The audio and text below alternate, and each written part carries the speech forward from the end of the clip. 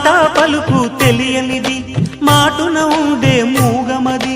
కమ్మని తలపుల కావ్యమయే కవితలు రాసే మౌనమది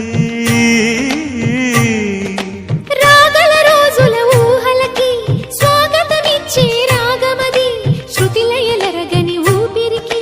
స్వరములు కూర్చే గానమది ఋతువుల రంగులు మార్చేది కల్పన కలిగిన